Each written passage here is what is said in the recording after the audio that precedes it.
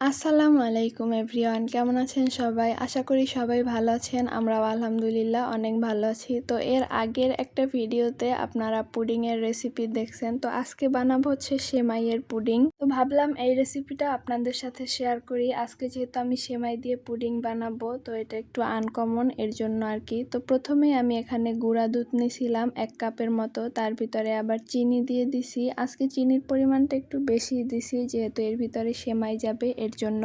এরপর দুধটাকে আগে ভালোভাবে জাল করে তারপরে ঠান্ডা হতে রেখে দিছি। পরে এদিকে আবার ক্যারামেলটা বানাই নিতেছিলাম। আর এই ক্যারামেল বানাইতে যায় না, আজকের ক্যারামেলটা না পুড়ে গেছে একদম। এই যে দেখেন কি রকম কালার হয়ে গেছে।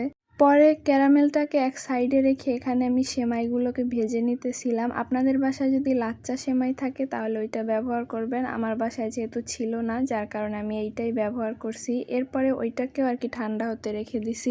এরপর এখানে একটা বাটির ভিতরে 3টা ডিম নিয়ে 1 চামচের মতো লেবুর রস দিয়ে তারপর ডিমটাকে ভালোভাবে এখানে ফেটাই নিতেছিলাম। আর হ্যাঁ, আপনারা এই পুডিং বানানোর সময় না সবগুলা জিনিস ভালোভাবে আর কি ঠান্ডা করে নেওয়ার চেষ্টা করবেন। এতে করে আপনি পুডিং বানাতে গেলে ঝামেলায় পড়বেন না। দেখা যায় হালকা গরম থাকলেও এগুলো আর কি জমাট বেঁধে যায়, যার জন্য আর কি পুডিং ভালো হয় না। তো যাই হোক, এখানে ডিমটা ফেটানোর পরে এখন আমি এটাকে ছেঁকে নিতেছিলাম। আর এই মাছিটাকে সবাই ইগনোর করবেন। আমার রান্নাঘরে এই রকমের মাছি থাকে সব সময়। যদি কারো কাছে মাছি তাড়ানোর ঔষধ থাকে তাহলে অবশ্যই কিন্তু কমেন্ট বক্সে জানাবেন। তো যাই হোক, এরপরে আমি এখানে এই যে দুধ ডিমের ভিতরে সেমাইটা দিয়ে দিছি। পরে এই যে আগে থেকে রাখা ক্যারামেল এটার ভিতরে এই সবগুলাকে ভালোভাবে দিয়ে এরপরে আর কি এটাকে ভাপ দিয়ে নিব।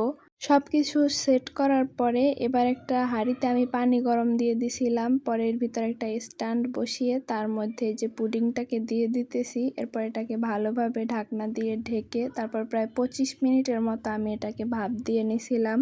আর হ্যাঁ, সেমাইয়ের পুডিং কে কে খাইছেন অবশ্যই কিন্তু কমেন্ট করে জানাবেন। আর যারা না খাইছেন তারা বাসায় এভাবে আমার ভিডিও দেখে বানিয়ে তারপরে খাবেন। তো যাই হোক, এই যে 25 মিনিট পরে আমার পুডিংটা কিন্তু হয়ে গেছে। এবার এটাকে ঠান্ডা করে তারপর ফ্রিজে রেখে দিব। আমি এটাকে সারা রাতের জন্য ফ্রিজে রাখছিলাম। আর আপনাদের হাতে যদি সময় না থাকে তাহলে আপনারা এটাকে দেখা গেছে ডিপ ফ্রিজে আধা ঘন্টা রাখলেই হয়ে যাবে। তো যাই হোক, এরপর এটাকে কাটার পালা। আমি এটাকে উল্টিয়ে তারপর এটার উপরে ঝাঁকানাকা করে বাড়ি দিয়ে এটাকে যে নামাই নিছি, দেখেন কত সুন্দর হয়েছে।